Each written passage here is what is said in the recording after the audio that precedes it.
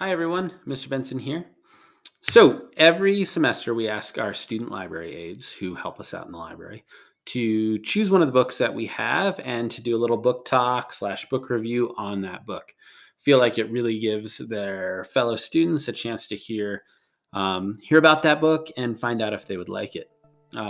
Because we haven't been doing that this semester, I'm going to continue that starting now with the books I've read in 2020. So, my first book talk is on the book Dry by Neal Shusterman. We're going to kind of do this as like a podcast. So, let's roll into it. So, my first book review of 2020 is a book titled Dry by Neal Shusterman, but it's co-authored by his son, Jarrod. I absolutely love Neal Shusterman, and if you've never read one of his books, you're really missing out.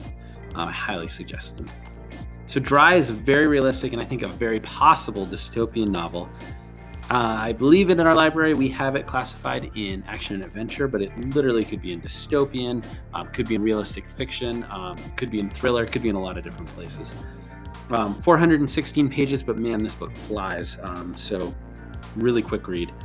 Dry takes place in Southern California, somewhere in the LA suburbs, definitely in the not too distant future. The main characters we follow are going to be 16-year-old Alyssa, her little brother Garrett, and then Alyssa and Garrett's next door neighbor and classmate Kelton. California right now is in the midst of this terrible drought. Sounds very realistic. Everyone is on really strict water restrictions, and the impact of climate change are being seen everywhere. One morning, the taps just literally shut off. No more water. Alyssa and her brother head to Costco to buy bottled water, and things really start to get crazy. Alyssa grabs the last case of bottled water only to have it stolen for her, while another adult male tries to steal their cart. This all had me thinking right now about the toilet paper crisis we're going through right now.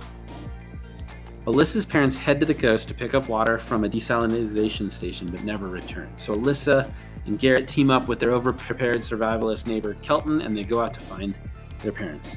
From there, it just becomes, and this is all in the very, very beginning part of the book, and after that, it becomes a very exciting trying to survive roller coaster that has you guessing all the way through.